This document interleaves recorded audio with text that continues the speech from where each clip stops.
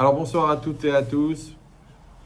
Bien sûr, d'abord on va souhaiter beaucoup de brachot à cette maison qui nous accueille, beaucoup de joie, beaucoup de réussite, beaucoup de nachat, beaucoup de simcha, que des yeshuot, la parnassa beshefa, et que tout se fasse dans la facilité pour amener chacun à la choupa, besha tova, bekdusha uftahara, bechen yerasom veloma. Et pareillement pour vous tous qui avez sacrifié une soirée pour venir écouter. Alors il y a un Rabbi Tzadok HaKohen incroyable qui parle des Imaot et qui dit comment ça se fait que on sait très bien que les Imaot elles ont attendu très très longtemps pour avoir des enfants, pour tomber enceinte. Parce que quand Sarah a 90 ans, ouais, elle doit annoncer à son mari qu'elle a du retard. Elle a 60 ans de retard, ça veut dire qu'elle va accoucher un retraité, oui. C'est pour ça qu'elle a rigolé. Ça veut dire, c'est bizarre. Et à chaque fois, les morts étaient avec beaucoup de cris, beaucoup de pleurs, beaucoup de prières pour réussir à avoir des bébés. Alors il dit comme ça le Rabbi Tzadok HaKohen. Aval be'emet, en vérité, mais et Hashem haitazot. C'est d'Hachem quel était ce phénomène-là. Sheye binyan ha'uma, qu'elle soit la construction du peuple, Dafka achar ha'iyush ha'gamour. Après qu'il y a eu le Yush, le désespoir total. Chez lo emin shumadam, que personne ne pouvait croire. Vafilou Sarah, même Sarah elle-même, chez Tipaked, qu'elle allait tomber enceinte. C'est quand même bizarre, non? Que la délivrance, elle vient quand on n'y croit plus. Et il continue, il dit comme ça, Kizé kola Adam, et Israël, parce que c'est ça l'homme juif. Les Ha'amin she'en le'ityaesh klal, qui doit avoir la émouna que jamais il faut perdre espoir, jamais se désespérer.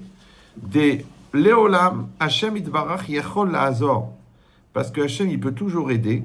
Ve'aipale me Hashem davar, comme il dit le passou, qu'est-ce qu'il y a quelque chose qui est impossible à Dieu.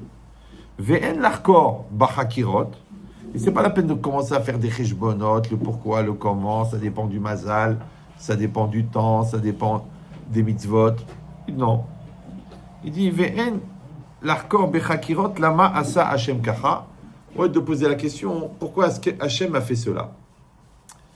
On a expliqué plusieurs fois cette notion du lama qui est très très dangereux. D'accord? Quand vous regardez un lama, il vous crache à la figure. Ah, j'ai oublié de dire. Le cours est dédié à Leilou Nishmatam. Donc là, vous dites Amen après chaque nom. De Rabbi Raphaël Shlomo Ben Esther. Galit Sarah Pessia Bat Yvette Yochevet. Yosef Ben Fibi. Marie-France Bat Janine Sarah. Ménaché Ben Rachel. Et aussi un Zivoug Zrat Hashem pour Lévi Ben Sarah et pour Hana Bat Sabine Rachel. Et aussi Bezrat Hashem. Voilà, vous pouvez dire Amen. Parce que la marshava, c'est comme la parole. Et aussi une refoua chez les mains, refoua tanefesh. Voilà, c'est fait. Alors, donc cette notion-là, que la délivrance, que la Yeshua, elle vient après le Yush. Pourquoi c'est comme ça? Pourquoi? Ouais. Très compliqué de comprendre quand on a une épreuve. Est-ce que l'épreuve, elle est pour quelque chose ou elle est juste une épreuve pour nous mettre à l'épreuve? Des fois, c'est tangent là. Vous savez, il y a cette Gemara qui est connue que les élèves de Rabbi Bar Yochai, ils ont demandé, mais qu'est-ce qu'elle avait fait la génération de Mordechai et Esther pour avoir une épreuve pareille? Vous savez que depuis la création du monde, la seule fois où tout leur âme Israël a été menacé de mort en un seul jour d'extermination, c'est Haman. Même Hitler, il n'a pas réussi à faire ça. D'accord? Il a organisé que dans les 127 provinces, donc tous les pays du monde, tous les juifs du monde, ils ont été menacés de mort en une seule journée. Il a dit, ils ont demandé les élèves, mais qu'est-ce qu'ils ont fait la génération de Mordechai et Esther pour mériter une chose pareille, d'être exterminés? Alors, Rabbi Shimon ben Yochai, il a dit parce qu'ils se sont prosternés devant la statue. Bon, alors les élèves, ils ont répondu, ils ont dit, mais on sait très bien que c'était pas d'Avodah Zarah, c'était une statue de Kavod, et eux, ils se sont prosternés en tant que roi. Ouais, parce qu'on peut se prosterner devant un roi, ils ne sont pas prosternés en tant que Dieu. Ouais. Ça veut dire qu'en fait, ils ont fait semblant de se prosterner. Et Rabbi Shimon Bar Yochai, il a dit une chose incroyable. Et Hachem aussi, il a fait semblant qu'il allait les exterminer. Je ne sais pas si vous sentez le problème. Des fois, on a des épreuves, en fait, c'est juste pour prier, parce que tout va bien se terminer. Chacun qui a des enfants, il sait que les enfants... Pourquoi les femmes portent la perruque? Vous savez pourquoi? Parce qu'elles s'arrachent les cheveux. D'accord? Donc les hommes, ils sont chauves, donc il n'y a pas de problème. Mais les enfants, grâce à Dieu, ils ont une capacité de nous emmener au Gan Eden, puisqu'on aura déjà le Gehinam ici. Mais c'est ça. Ça s'appelle la crise d'adolescence. D'accord?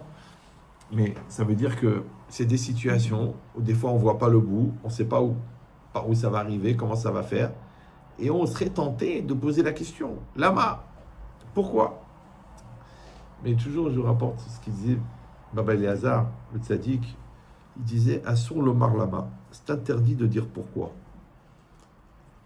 Maintenant, quand on dit interdit, c'est pas que tu as transgressé un interdit, un manque de émouna. Non, il était trop gentil pour faire ce genre de malédiction. Ouais. Non, en vérité, il voulait dire que c'est la plus grande perte de temps qui existe. Ouais. Comme des gens qui me disent, oui, vous savez, Rav, j'ai eu ça, j'ai besoin de comprendre, j'ai besoin de comprendre. Je dis, mais dans comprendre, il y a apprendre. C'est-à-dire il y a des choses qui sont faites pour être comprises, et il y a des choses qui sont faites pour être acceptées. Alors, c'est dur, c'est très dur, ouais. Surtout quand ça engage et que ça entraîne des conséquences et tout. Et puis des fois, on a envie de bouger, on a envie de dire, mais ça suffit, mais ça serait tellement simple. Il y a un pas à faire, il y a les yeux à ouvrir, il y a la bouche à ouvrir, et l'autre, tête dure, ouais. Donc l'idée, c'est quoi? C'est que il y aura toujours une ishtadlout à faire, toujours des efforts à fournir, et toujours une partie qui ne nous appartient pas. Ouais, j'ai expliqué ça plusieurs fois pour ceux qui sont mes élèves, que la chose la plus compliquée à comprendre dans la vie, c'est que on ne peut faire qu'une proposition. Quand moi je vous fais cours. Bon, moi ça fait 40 ans que je fais cours. Ben, je fais une proposition. Ben, il y a des gens, ça les fait rigoler, il y en a qui ont fait tchouva, il y en a, ça les fait réfléchir, il y en a, ils comprennent rien, il y en a, ils attendent la blague. Ouais. Mais c'est une proposition. Maintenant, tu peux être déçu des résultats. Dans les premiers cours que j'avais fait cours à mardi soir à Paris, là-bas, et puis il y a 4 jeunes qui me disent « Ah, vous raccompagne, vous n'allez pas rentrer dans les territoires à Épinay, en voiture, à pied, quoi. » Alors, ils m'ont pris dans la voiture. Maintenant, moi, je suis assis dans la voiture, j'étais content, j'étais fatigué. C'est ce que c'est, 2 heures de cours, 2 heures à écouter les gens. Tu te dis, dommage que je ne suis pas mort la veille. Et puis, ils commencent à parler entre eux. Puis un, il dit à l'autre, bon, samedi soir, on va dans quelle boîte de nuit? Tiens, au fait, Christine, elle va peut-être venir. Et moi, j'allais mourir. J'ai dit, je vais mourir maintenant. C'est le moment où jamais. Il vaut mieux mourir tzaddik. J'arrive à la maison. Je dis à ma femme, vous savez, j'arrête les cours, je sacrifie le kollel. Et je vais là-bas. Et les gars, ils partent en boîte de nuit. Elle m'a esquinté. Elle m'a esquinté. Elle m'a dit, mais de quoi tu te mets? Mais tu te prends pour qui? Toi, tu fais ce que tu as à faire, c'est pas toi qui maîtrise le résultat. J'ai appris une grande leçon, soi-disant, moi, le balage kafa. Ouais. J'ai appris une grande leçon. C'est qu'en fait, dans la vie, on ne peut rien faire de plus qu'une proposition. Tu proposes à ton mari, voilà qui je suis. Ah, ça me plaît pas, tu compares, c'est comme tu veux. Tu proposes à ta femme, voilà ce que je suis. Maintenant, évidemment, on parle de quelqu'un qui est dans la bonne volonté, qui est dans les efforts. Celui qui est dans le FDG, le foutage de gueule, celui-là, évidemment, qu'il ne peut pas s'attendre à autre chose qu'un résultat négatif, mais celui qui fait ce qu'il a à faire. Voilà. Ah, j'aurais voulu mieux, j'aurais voulu différent, j'aurais voulu... C'est pour ça qu'on est condamné, depuis le mariage, à être à son maximum. Oui, c'est comme ça. Les enfants, c'est pareil. Ah, moi, j'aurais voulu des parents plus cool. Mon cousin, Kevin, il va en vacances à Jouan-les-Pins. Eh ben, peut-être dans un autre Gilgoul, tu viendras en tant que chien de compagnie dans une famille non religieuse. Mais là, t'es maudit, t'es tombé dans une famille religieuse. Toi, avec tes enfants, peut-être tu seras plus cool. C'est comme ça. Mais moi, quand on venait ici, des fois, les enfants ils me disaient, papa, je vais manger une pizza. Alors, on est à bite vegan, hein. Et je lui dis non. Je lui dis, il est minuit, tu restes à la maison. Il dit, papa, c'est bite vegan. Qu'est-ce qui va se passer? Qu'est-ce qui va se passer? Il va se passer, ouais. Je Je dis non, dans notre famille de cinglés, personne ne sort après 8 heures. C'est comme ça. Les filles, les garçons, il n'y a pas de différence. Bon, il est un petit peu... Et au Hachem, après, avec le temps, ils comprennent, ils grandissent. C'est comme ça, il y a des gdarim. Bon, manque de peau, t'es tombé dans une famille de cinglés. Bon. Encore une fois, tu feras mieux, toi, c'est sûr que tu feras mieux. T'es plus intelligent, ça se voit. Moi, j'ai commencé à réfléchir à 14 ans à l'éducation. Toi, Blianara, à 34 ans, tu vas commencer à réfléchir. Donc, sûrement que tu vas arriver à des meilleurs résultats. Mais l'idée, c'est ça. L'idée, c'est qu'on ne peut pas faire plus qu'une proposition. Ouais. C'est pareil. À tes élèves, tu leur fais une proposition. Bon.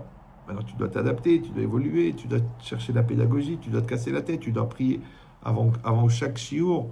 C'est normal, ça fait partie de la l'Ishtadlout. Mais au fond, le résultat, il ne t'appartient pas. Moi, je me suis vu ou non? Un monsieur comme ça, il était énervé, un rabbin, enfin un concurrent. Il m'a dit, oui, je comprends pas, je fais cours et personne ne fait teshuva. Et moi, comme un imbécile, moi j'étais jeune à l'époque, je lui dis, peut-être que toi, d'abord, il faudrait que tu fasses teshuva. Oh là là. Parce que moi, je suis très cool, moi, je parle comme je le pense. Mais moi, ma pensée, c'est pas que tu es un rachat, parce que j'ai arrêté les pics depuis avant ma naissance. Ouais. Non. Ma réflexion, c'était, tu peux pas vendre une chose que tu n'as pas en stock. Donc, si tu vois que ça n'arrive pas chez l'autre, c'est que c'est pas sorti de chez toi.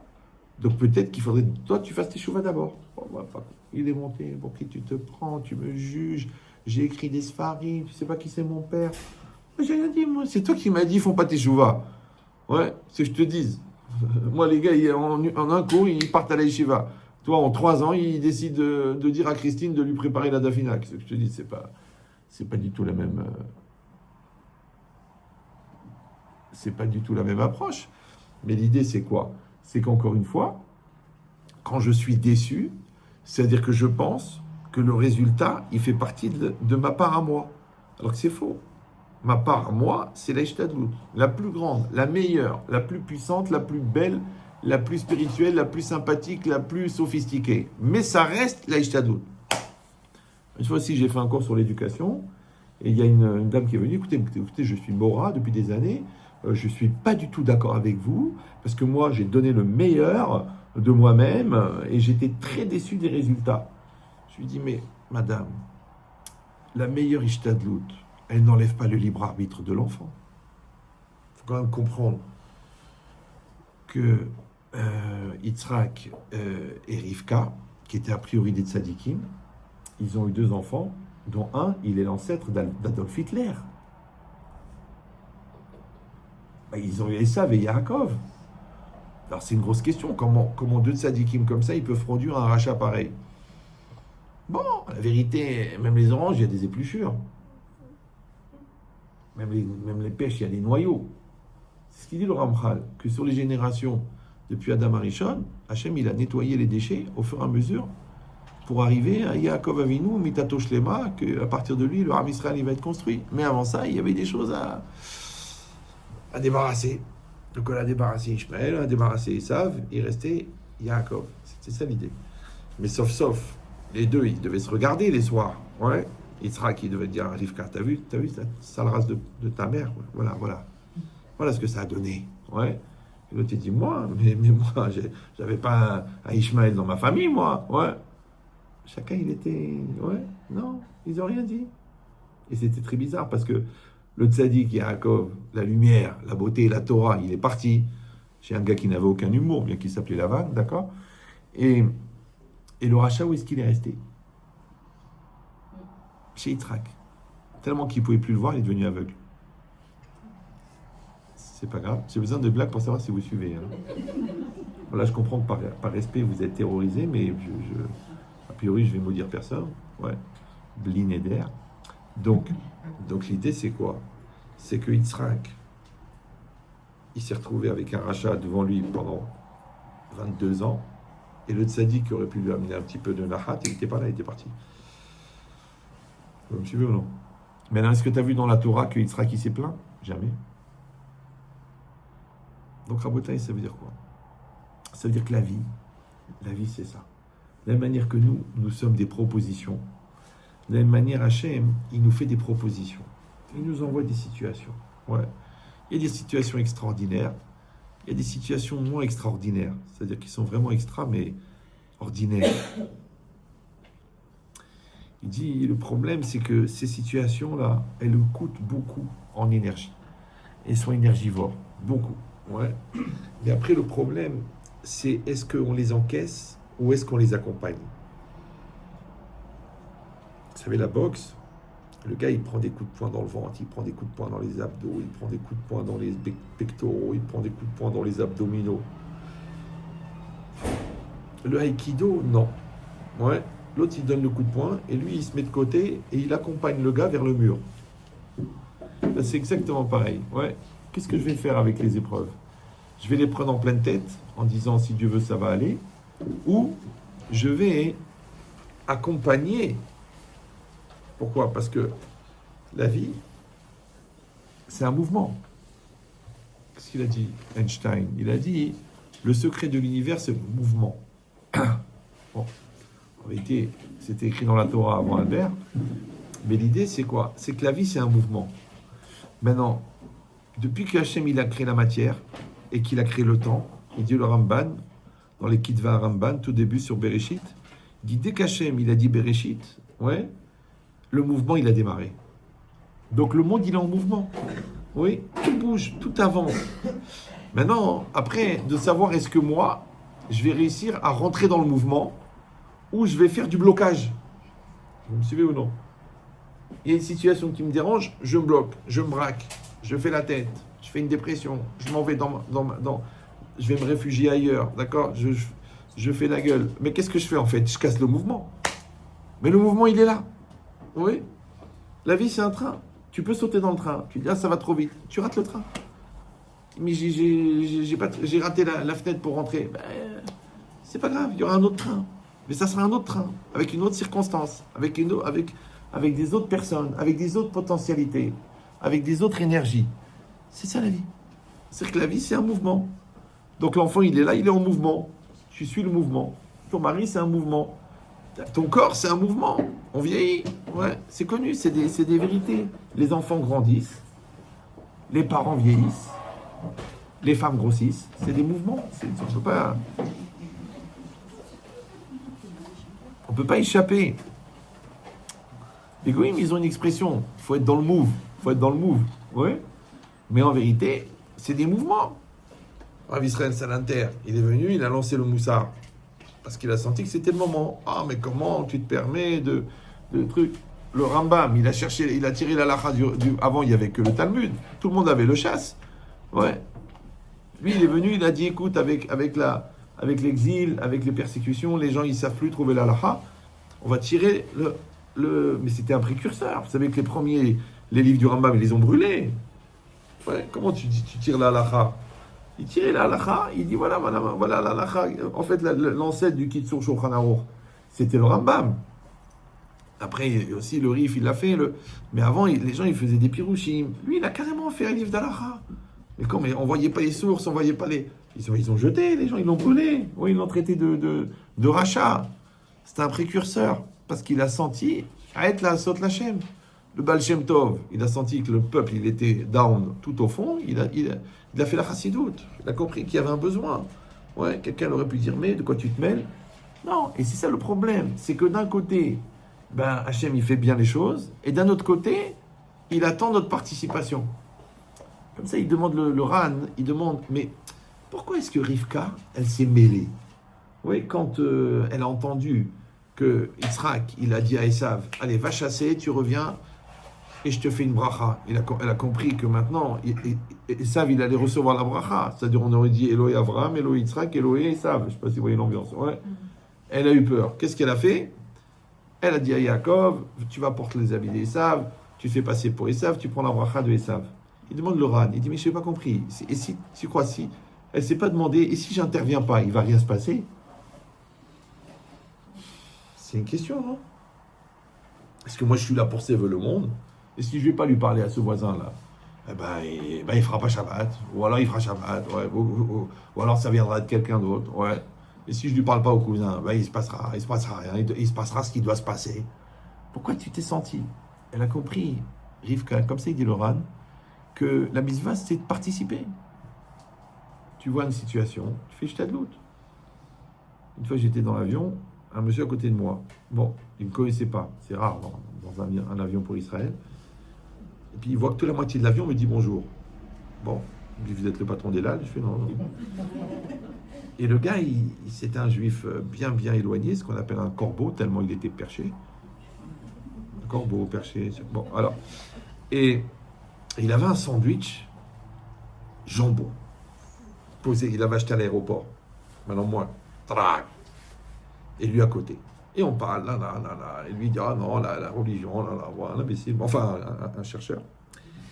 Et moi, j'ai eu tellement de la peine que le mec, il allait manger le jambon devant moi. Ouais. C'était Transavia, je me rappelle. C'était pas une c'était Transavia. Et quand il passe le steward, là, avec qui il vend les trucs, je lui ai dit, je vous offre un sandwich au thon. Bon, j'ai dit, quand même, c'est mieux que le cochon. Ouais. Alors, il était gêné. Il m'a dit, non, il m'a dit, je vais prendre la mozzarella, ou je sais pas, un truc comme ça. Bon, c'était déjà mieux. Bon. Mais il n'a pas mangé son sandwich au jambon. Ah oui, parce qu'il y a l'art contemporain, l'art moderne et l'art chouma. D'accord? Mais moi, je me sentais mal. Mais alors, qu'est-ce que ça peut me faire? Il y a des millions de juifs qui ne mangent pas cachère, hein, ils transgressent Shabbat, ils sont avec des goyotes. Et le gars, mais il est là. Pourquoi le bon Dieu me l'a mis dans mes Arba Amot? Je le vois. Vous me suivez ou non? Je le vois. Quelqu'un, il me regarde dans une gare. Je suis dans une gare, perdu. Il me regarde une fois, deux fois, trois fois. Donc, je lui dis bonjour. Il me dit, ah, mais chérie, je voulais vous parler, tata. Qu'est-ce qu'on risque? Vous avez compris ou non? Ou non? Quelqu'un dit, non, je veux être incognito, je veux... Non, c'est des situations. C'est-à-dire, c'est Hachem qui fait une proposition. Tu peux accepter, tu peux refuser. Et bien, toute la vie, c'est comme ça. Mais encore une fois, il y a des propositions extraordinaires. Quel chidour, quel bonheur, quelle joie, ouais. Il y a des propositions très rares, très dures. Mais c'est des propositions quand même. Donc la vraie question, c'est que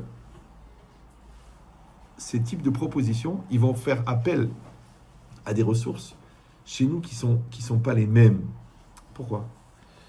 Parce que c'est une notion qui s'appelle l'espoir. D'accord? L'espoir, c'est une dynamique très très ambiguë. Parce qu'on ne peut rien faire sans espoir. L'espoir, c'est le carburant. Oui, tu rentres à l'Yeshiva, tu espères la aslacha. Tu crées un business, tu espères réussir. Tu te maries, tu espères avoir le shalom. Tu espères d'avoir des bébés en bonne santé. On ne peut rien faire sans espoir. Impossible. D'accord. Mais d'un autre côté, on connaît cette règle développée dans la pensée benchetrital, c'est que un espoir au singulier, désespoir au pluriel. Vous parlez français, non? C'est qu'en fait, on ne peut rien faire sans espoir, parce que l'espoir, c'est le carburant. Comme tu mets de l'essence dans ta voiture, bah, tu mets de l'espoir dans tes choix, dans tes projets. Mais d'un autre côté, tu ne peux pas te planter sans espoir. Donc, en même temps que l'espoir, il est le moteur de ta réussite, il peut être aussi le moteur de ta dépression. Puisque un espoir, ça va, mais désespoir, ça va pas. Donc, il ne peut pas y avoir de désespoir sans espoir. Maintenant, l'espoir, c'est une prise de risque. Tu te maries, c'est risqué. Sur qui je vais tomber? Tu fais des bébés, c'est risqué. Sur quoi tu vas tomber? Ouais. On ne sait jamais. Moi, je me rappelle, quelqu'un de ma famille, bon, ils ont eu un enfant trisomique. Elle voulait retomber enceinte. Le médecin, il a dit, écoutez, madame, vous êtes un peu âgée. Elle a dit, non, c'est pas le problème. Elle est retombée enceinte. Bon, Hachem, elle a une fille, elle va bien, elle est mariée. Pourquoi elle a gardé l'espoir? C'est une vraie question. La question, elle est, est-ce que c'est la réalité qui crée de l'espoir ou qui crée du désespoir, ou l'espoir et le désespoir, ils viennent d'ailleurs? Est-ce qu'ils viennent de l'intérieur ou ils viennent de l'extérieur? Vous me suivez ou non? Les gens, ils veulent des signes. Les gens, ils veulent des réalités. Les gens, ils veulent des résultats. Et quand ça ne marche pas, qu'est-ce qu'ils font? Ils désespèrent. Et qui t'a dit que ça vient de l'extérieur?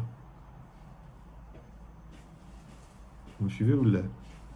Peut-être ça vient de l'intérieur. La preuve, c'est que il y a un Rashi incroyable.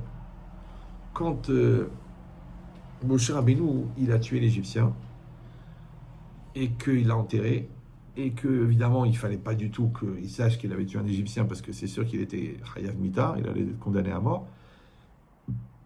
Et la Torah nous raconte que le lendemain, il a vu deux Juifs en train de se bagarrer, et il y en a un qui lui a dit « Alors tu vas me tuer à moi comme tu as tué l'Égyptien ?» Donc il a compris que l'information, elle était connue. Pour ça, il a dit « Achen Loda Adavar », si la chose est connue. Et donc le pshat Pachout, c'est que malheureusement, Ra'ash Yesh Delatorim, il a vu qu'il y avait des délateurs, comme ça il dit Rashi, d'accord, des gens qui colportaient, qui faisaient du Lachon Hara, donc il a compris qu'il était en danger. Ça, c'est le pshat. Mais si on va un peu plus profond, aussi dans Rashi là-bas, il dit qu'en fait, Achen Noda Adavar, ainsi la chose est connue, ça veut dire, il a dit pendant des années, j'avais une question. Moshe Rabbeinu avait une question. Qu'est-ce qu'ils ont fait les bénis Israël pour mériter cet esclavage? Que non seulement il est d'une violence incroyable, ouais, Avodat Farech, mais en plus, qui dure tellement longtemps, 210 ans. C'est pas 3 semaines, c'est pas 2 ans, c'est pas 10 ans, 210 ans. Ouais. Et il a répondu, Arshav chez Aniroé, chez Yesh, maintenant que je vois qu'il y a du Lachon Hara, je comprends pourquoi l'exil il a duré tellement longtemps. Et sur place, si vous avez l'occasion de le voir avant de mourir, il y a le pirouche du Maharal de Prague sur le Rashi, qui s'appelle le Gourarié, très très intéressant. Il dit comme ça, ça veut dire quoi? Ra'ash Yeshbo de la Torim. Il a dit, celui qui parle, la parole, c'est quelque chose de dévoilé. Oui, je parle. Ouais. Quand on parle, on dit dévoiler. D'ailleurs, on dit dévoiler la vérité, dévoiler les circonstances. Bon. Donc, la parole, c'est un dévoilement. Donc, c'est une madriga de galouille, quelque chose qui est extérieur, qui est dévoilé. Il dit le Maharal, aval, écoutez bien, à Géoula, madriga, vous entendez là-bas au fond? Madriga pnimit eliona, chez Ena begalouille. Mais la Géoula, la délivrance, comme l'espoir, c'est un niveau pnimi, intérieur, élevé, qui n'est pas dévoilé. Ça va? C'est le Maharal. Hein. C'est pas Torah Box, c'est le Maharal. Donc c'est profond. Ouais. Donc, ça veut dire quoi? Ça veut dire que d'où est-ce qu'elle vient l'espoir? D'où est-ce qu'elle vient la Géoula? Il dit Madrega Pnimit Eliona. C'est un niveau très très profond à l'intérieur et qui est élevé. Ouais. Ça veut dire la Géoula, elle n'est pas dans la superficialité. La Géoula, elle n'est pas dans l'extériorité. La Géoula, elle n'est pas dans le décor. La Géoula, elle n'est même pas dans les circonstances. Elle est dans le niveau intérieur profond de chaque personne. Il dit Ve'ena begiloui, et elle n'est pas dévoilée. Donc, celui qui parle, automatiquement, il empêche la Géoula.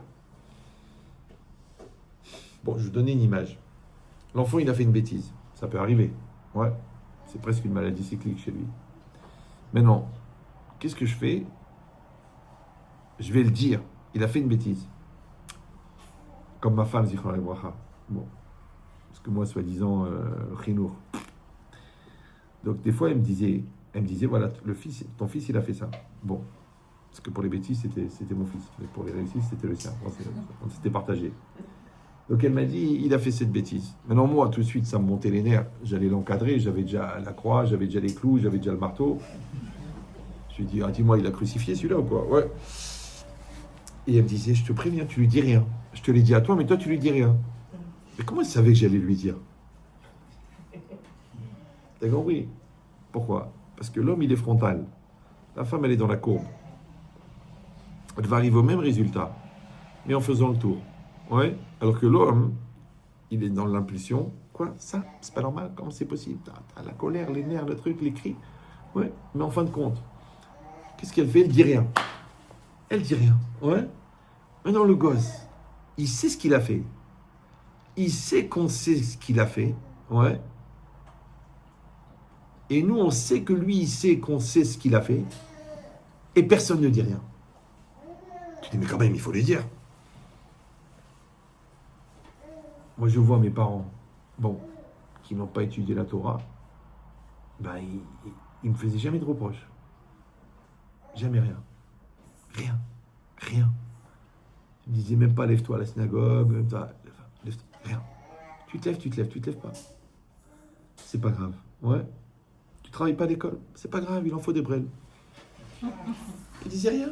Non, ils disaient rien. Ouais. Ça, c'est ça. Il faut que ça vienne de toi.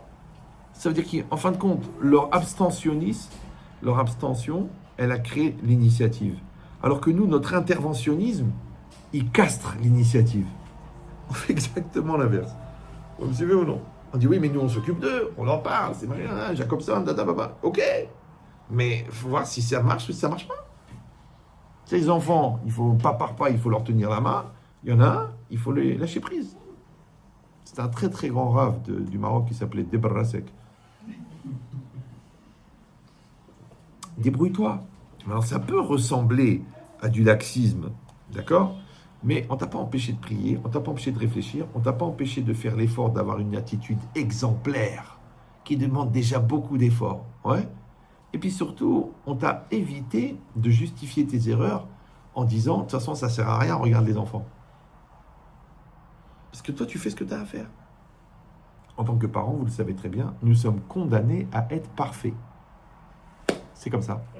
Après, tu dis non, on a des faiblesses, c'est pas évident, on a le droit d'être nul. Non. Tu es condamné, en un seul mot, à être parfait. C'est-à-dire que l'enfant, chaque fois qu'il lève la tête, il voit un tzaddik, il voit l'équilibre, il voit la maîtrise, il voit le sourire, il voit le positivisme, il voit l'attention, il voit que tu fermes les yeux sur certaines choses. C'est bien. C'est comme ça qu'il va grandir. Toujours, je raconte cette anecdote. Un, il vient chez moi, il me dit, Ahmed Chetrit, qu'est-ce que je dois faire? Mon fils, il vient à la synagogue, il prie pas. Je dis, mais comment tu sais, toi? Il m'a dit, je le vois. Je dis, alors tu pries pas non plus. Il m'a dit, attendez, mais je suis responsable. C'est une neshama que Dieu il m'a confiée. Moi, je suis obligé. Je dis, ok, tu crois que la meilleure manière, c'est de le fliquer? C'est une synagogue. C'est une synagogue. Il est en âge maintenant. Si tu l'emmènes pour faire la garderie, pour que ta femme elle dorme sur le matin, ça, c'est pas une synagogue, c'est une garderie. Ouais. Mais si tu l'emmènes à l'âge où il peut s'asseoir, ouais, même jusqu'à l'Aftara, parce qu'il va aller jouer un peu et après il revient, ok, tu lui as promis un truc s'il est sérieux, eh ben il vient. Et qu'est-ce que tu fais? Tu vas, c'est une synagogue. Dans les synagogues, on prie et tu pries. Maintenant, lui, il n'a pas envie de prier. Ça, il bouillonne, il le livre, il est en hébreu, c'est long. Et l'autre, il se prend pour Pavarotti. Oh, c'est pas évident. Ouais. Mais l'enfant, lui, il va pour prier. Sur une sarade, il lève la tête, il voit son père. Kavana. Bon. Il va pour prier, il lève la tête de son père. Kavana. Un jour, il va dire, pourquoi je suis venu pour prier? Il va prier. Tu lui as rien dit. Vous avez compris l'idée? Ça veut dire quoi? Raoudon Kolo, tu lui fais une proposition. Blenara, on a pas mal de filles. Ma femme, elle n'a jamais parlé de sniout avec les filles. Jamais. Même pas un mot. Jamais. Jamais. La jupe, elle est trop courte. Le col, il est ouvert. Jamais, ça n'existait pas. Mais elle, par contre, 100% sniout et 100% coquette. Très, très coquette et très sniout. D'accord? Donc les enfants, qu'est-ce qu'ils ont vu? Ils ont vu devant eux la sniout. C'est fini. C'est pas la peine de... Attention, t'as juste, donne-moi le centimètre. Ah, il manque. Ah, quand tu t'assois, hop, ça devient exposition de jambonneau. Non! Non, toi, t'es dans la sniout. C'est normal pour toi. Ouais. Le père, c'est pareil. Les enfants de Rabbi David Pinto, je parlais une fois avec eux. Il m'a dit, on n'a jamais vu notre père aller se coucher avant nous. Jamais. Il rentrait de 3h du matin, 2h du matin. Il rentrait d'Argentine. Dès qu'il s'asseyait à la maison, il prenait un livre. Donc, qu'est-ce qu'ils ont vu? Ils vont pour dormir, ils voient leur père devant un séfer. Le lendemain, ils le voient devant le séfer. C'est tout. Tu vas leur dire, il faut étudier, il faut étudier. Non, tu étudies, toi. Alors, toi, tu n'étudies pas, mais tu leur dis, tu sais combien je paye l'école? Il faut étudier. Donc, c'est ta frustration de ne pas étudier que tu reportes chez eux en disant, mais je paye pour que tu étudies. Non, tu veux qu'il étudie. Ça veut dire que nous sommes condamnés, ouais, à être parfaits, et 2, à accepter les conséquences de nos imperfections. Parce que si je suis coléreux, si je crie, si j'insulte, j'accepte les conséquences. C'est comme ça. Ouais. C'est comme les gens qui ne rangent pas la maison. Ils disent la maison n'est pas rangée. Je dis, ben, range-la. Il me dit, alors c'est encore à moi de tout faire.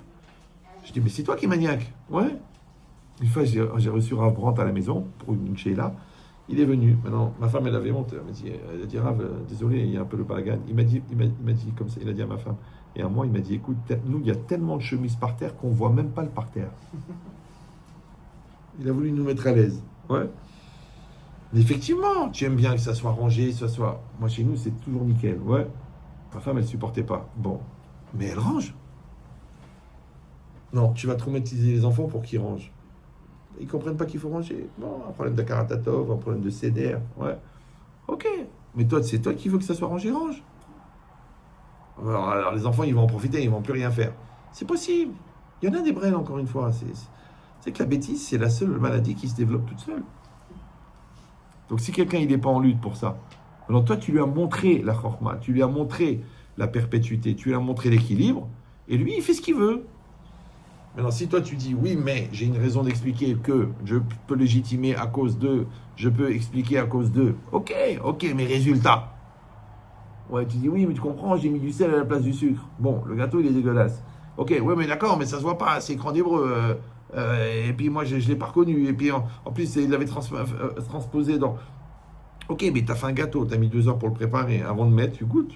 Et puis tu vois que c'était trop fin pour être du sucre. Enfin, c'était trop épais pour... Je sais plus, ouais. C'était trop fin pour être du sucre. Donc, c'était du sel. Et même dans ton cerveau, il y a un flash qui t'a dit, oh, peut-être c'est du sel. Et toi, tu te dis, oh non, la flemme de vérifier. Hop, t'as mis le sel. L'addition est salée.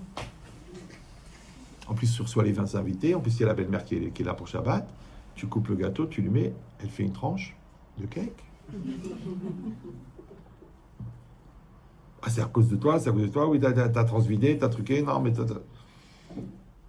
Ah, peut-être c'est pas shoot. Mais encore une fois, moi je parle par rapport à notre comportement. Mais il n'y a pas de différence. Ton comportement devant une réalité, le comportement d'Hachem devant toi, le comportement du conjoint, le comportement des amis, le comportement des ennemis, le comportement des rabbinim. Tout ça, c'est des propositions. Ouais. Donc toujours la question, elle est de savoir comment est-ce que moi je me situe par rapport à la proposition. Qui c'est qui est en face de la proposition? Quel niveau de maturité je propose en face de la proposition? Mais si je peux légitimer mon immaturité à cause de la situation, donc en vérité, on n'a pas besoin de moi. Vous me suivez ou non? Ça va? Parce qu'il y a la cause et la conséquence. Mais en vérité, la conséquence, elle n'est pas intéressante. Ce qui compte, c'est le niveau de maturité dans la réaction. C'est ça qu'on attend de moi. Que je sois un homme à la hauteur, une femme à la hauteur. C'est ça l'idée, d'accord? De la même manière, c'est ça Eved Hashem. Eved Hashem, c'est qu'il y aura des idées, il y aura des situations, il y aura des chocs, il y aura des bonheurs. Est-ce que je vais être à la hauteur? C'est ça la question. Maintenant, le problème, c'est que pour pouvoir être à la hauteur, ouais, il faut avoir une énergie. Or, quand la situation est très, très, très, très dure, ouais, l'énergie, elle vient pas de l'extérieur. Genre, ils trichent, ils prennent des cachets, ils font une anesthésie, une 2e année d'esthésie, une 3e année d'esthésie. Ouais, mais la solution, elle vient de l'intérieur.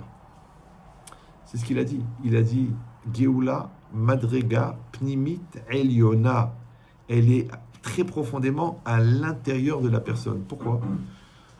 Parce que ça, c'est une chose qui est bizarre à comprendre.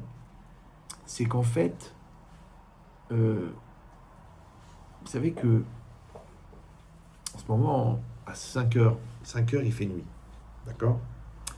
À 11 heures, il fait encore plus nuit qu'à 5 heures.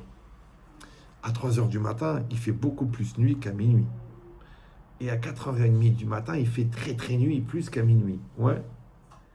Et à 5h30, le soleil se lève. Question à 2 millions d'euros. Depuis quand tu mets du noir, et à la fin, ça sort la lumière? Parce que je ne sais pas si vous l'avez remarqué, parce qu'il faut quand même être assez observateur, c'est que souvent, le jour se lève au bout de la nuit. Vous me dites si ça va trop vite au niveau abstraction. Ouais. C'est qu'il y a la nuit, il y a la nuit, et il y a le jour. Je sais, vous allez dire, ça y est, il est fatigué, ça doit être l'âge ou la ménopause. Non, pas du tout. Non, je répète, le jour, se lève au bout de la nuit. Ça va? Et la Gemara, elle donne cet exemple. Elle dit, Mashiach, il va venir au bout de la nuit. Maintenant, le plus profond de la nuit, c'est juste avant le lever du jour, puisque toute la nuit, ça s'est de plus en plus obscurci. Ça va? Maintenant, si le jour, il correspond à la Géoula, si le jour, il correspond à la Yeshua, ouais, donc la Yeshua, elle est éclairante parce que la situation était obscure. Comme l'enfant, il comprend rien à la Gemara, il comprend rien. Tu lui expliques, tu comprends, tu lui expliques, tu lui fais des trucs, tu lui ramènes là-bas, le pirouche, le baba, le harscroll, à la fin, tu lui fais un schéma, tu lui fais des dessins, tu lui fais un truc sur ordinateur. Et d'un seul coup, tu vois que ses yeux, ils s'éclairent. Tu fais, oh, ça y est, il a compris. Donc ça veut dire qu'avant, il était dans l'obscurité. Et après, il rentre dans la lumière. C'est pour ça qu'on appelle ça un esprit éclairé. Alors quand c'est trop éclairé, ça s'appelle illuminé. Ouais. Mais c'est toujours lié à la lumière. Et la lumière, c'est or. Et or, c'est l'inverse de Rocher. Maintenant, bizarrement, quand tu es angoissé, on dit tu broies du noir. D'accord? Et quand tu souris, on dit ton sourire a éclairé ton visage. Donc ça veut dire qu'il y a un rapport entre la simra et la lumière. Et il y a un rapport entre la dépression et l'obscurité. Vous savez que les pays du nord de l'Europe, où la nuit se couche le plus tôt, ils ont le plus haut taux de suicide. Ça va? Et que les gens qui habitent dans le sud, comme ils ont beaucoup de lumière, ils ont beaucoup plus le moral. À tel point qu'ils ont même créé un système de thérapie qui s'appelle la luminothérapie. Ça veut dire qu'ils soignent avec de la lumière. Non, c'est pas une blague, c'est sérieux. Ça, c'est pas de la Torah, mais vous pouvez le lire aux toilettes. Hein, ça. En plus, ça peut aider. Mais l'idée, c'est ça. C'est de comprendre comment la lumière, elle amène de la joie. D'accord? Mais encore une fois, pourquoi la lumière est appréciable? À cause de l'obscurité. Donc ça va être très compliqué de séparer les deux, puisque comment tu vas apprécier la vie si tu n'as pas compris l'importance, la gravité de la mort? Comment tu peux apprécier la santé si tu n'as pas compris la gravité de la maladie? Vous savez, on dit bon, Hachem. Et tu sais ce que c'est? T'as mal au pied, mais tu es handicapé. Tu as une douleur au poumon, tu es handicapé. Tu as une surcharge pondérale, tu montes l'escalier, tu vas t'étouffer, tu es handicapé. Ça veut dire qu'en vérité, quand tout va bien, mais c'est un miracle. Moi, tous les jours, j'entends des nouvelles maladies. Il y a des dérèglements de babal, l'autre les sanguins, un truc, l'autre les plaquettes, l'autre il y a les globules blancs qui explosent, tu te rends compte? C'est que quand tu vas bien, tu dois dire Modéani toute la journée. Mais encore une fois, s'il n'y avait pas les malheurs, il faut le nourrir. S'il n'y avait pas les malheurs, s'il n'y avait pas la mort, on ne pourrait pas apprécier la vie et la santé. C'est ça, Mina Rocher Yotseor. De l'obscurité, et vient la lumière. Donc ça va être très très compliqué de charger en négativité l'obscurité, puisque c'est l'obscurité qui nous donne la lumière. Comme dans la vie, il y a des bons moments, il y a des mauvais moments. D'accord? Moi, toujours, je donne cet exemple. Tu as loué une maison. Bon. L'annonce, elle était bidon. T'arrives, c'est tout pourri, ça sent le moisi, il y a des rats, il y a des... Ta femme, elle devient folle, elle te dit quoi? Mais comment on va faire? Ils ont dit grande chambre, mais en fait, c'était la photo. C'est tout petit, ça sent le moisi, à côté, il y a un chantier. Bon. Et évidemment, on arrive avant Shabbat. À ce moment-là, le gosse, le petit, il est monté sur une armoire. Il est tombé, il s'est fracassé la tête, il y a du sang partout. Du coup, toi, tu pars à l'hôpital juste avant Shabbat. Elle va rester tout seule avec les gosses, ça sent le moisi. En plus, elle ne supporte pas les souris, il y a des souris. Bon, ça s'est passé, c'était un Shabbat d'horreur. Grâce à Dieu, le petit, il n'a rien. Après Shabbat, tu viens, ils ont fait les scanners, il n'a rien eu. Bon, c'était... Le visage et la tête, ça saigne beaucoup, donc c'est impressionnant, mais il a rien eu. Baruch Hashem, il a bien eu, Baruch Hashem. Mais dans cet événement en lui-même, il est pourri. Vous suivez? Il est pourri, mais dans high level de pourri. Mais quand tu le racontes à des copains 3-4 ans après, oh là là, on arrive, et la maison, elle était pourrie, oh là là là, le petit, la tête en sang, tu rigoles pas, toi. Ma femme, elle était folle, elle-même, elle rigole, dit mon mari, le pauvre, il part avec sa bouteille de jus de raisin, comme un miskin, avec de halotes, et moi, je suis là avec les gosses, il n'y a pas d'électricité, comment je vais faire pour la plata, tata. Pourquoi tu rigoles d'une chose qui t'a fait pleurer? Il dit ça, le Gaon. Le Gaon, il dit, un jour, il a écrit là à sa fille la lettre avant de partir. Il dit, un jour, vous allez rigoler sur ce qui vous a fait pleurer. Malheureusement, la réciproque aussi. Hein. Un jour, vous allez pleurer sur ce qui vous a fait rigoler. D'accord? Mais ça veut dire quoi? C'est-à-dire que si tu sais qu'un jour tu vas rigoler, pourquoi tu pleures? Après la pluie vient le beau temps. J'ai jamais compris ce truc-là.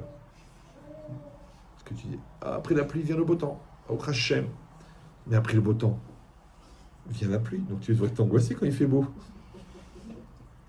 Mais il va faire sa crise d'ado, maman. Ils grandissent, les enfants. C'est une maladie cyclique. Ouais.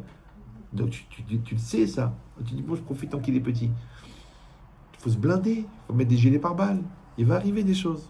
Tu dis, Chazvé Shalom, tout. Mais non, c'est une réalité physique. C'est comme ça. Ouais, c'est comme ça. Ils vont faire la crise d'ado. Il vaut mieux qu'il la fasse chez toi. Ouais, avec toi, avec son rat, que quand il va la faire à 40 ans avec six gosses, il va dire, allez, ça suffit la Torah. Vous avez compris ou non? Il l'a fait maintenant. Dans un milieu protégé. Donc ça veut dire quoi? Ça veut dire que les circonstances, elles sont comme ça. Elles sont ce qu'elles sont. Oui. Et encore une fois, il y a des choses extraordinaires. Baruch Hashem.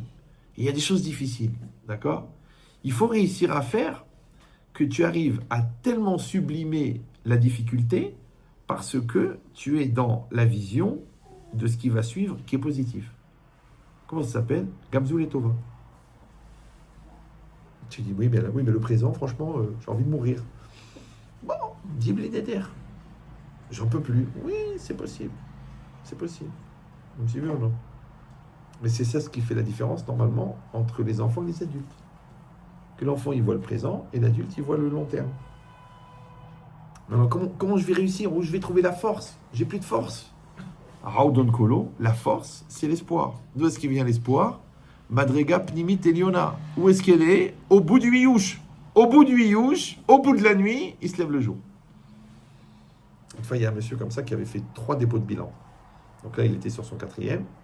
Il a été voir un Rav. Il dit, écoutez, Rav, j'en peux plus. Je fais le Maaser, la Zdaka, je vole personne, je triche personne. J'en suis au 4e dépôt de bilan. Je touche le fond et tout. Alors le Rav, il lui a dit, est-ce que vous avez touché le fond? Genre, c'est ça que tu me proposes, quoi. Ouais. Il a dit pourquoi? Il a dit parce que quand vous allez toucher le fond, vous allez remonter. C'est le mec qui coule, il coule. Bon. Après, il y a le fond, il met un grand coup avec sa jambe et il remonte. Celui-là, il a redoublé 2 fois. Ok. Mais après, il s'est mis au travail. Crois-moi qu'il a rattrapé 10 ans de maturité. C'est là, elle mangeait. Un jour, elle en a eu marre. Elle s'est prise en main, elle a fait du sport. Tu la vois, tu dis, c'est pas possible. Ah bah oui, parce qu'elle s'est prise en main. Mais pourquoi? Parce qu'elle en a eu marre d'en avoir marre. Monsieur là. Parce que j'ai dit tout à l'heure que c'est l'espoir qui est le moteur. D'accord? Maintenant, l'espoir, c'est le moteur, mais il a besoin d'un résultat.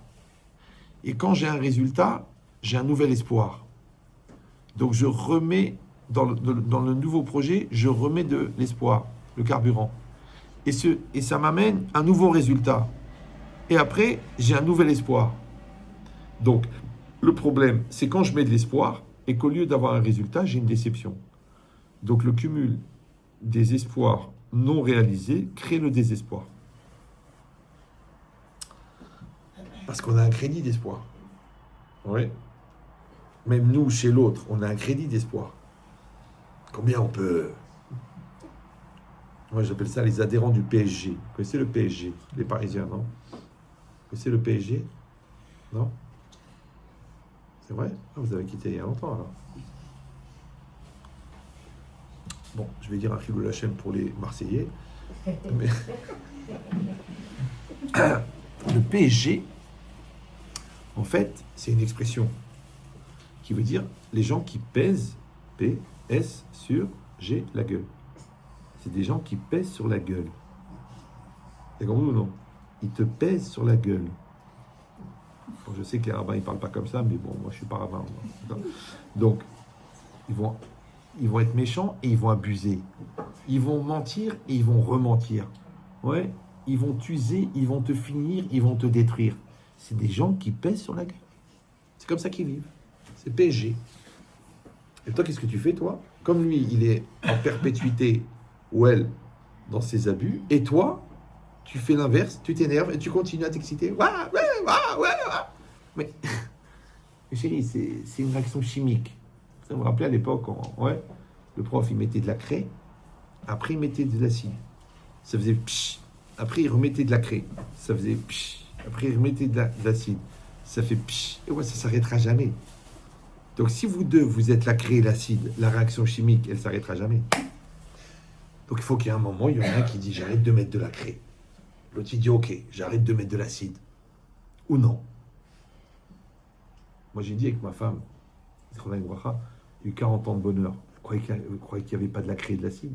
Il y en avait. Vous croyez qu'il n'y avait pas des différences? Il y en avait. Vous croyez qu'il n'y avait pas des chocs? Il y en avait. Vous croyez qu'il n'y avait pas des différences de point de vue? Il y en avait. Mais le mouvement. Pas d'arrêt sur image.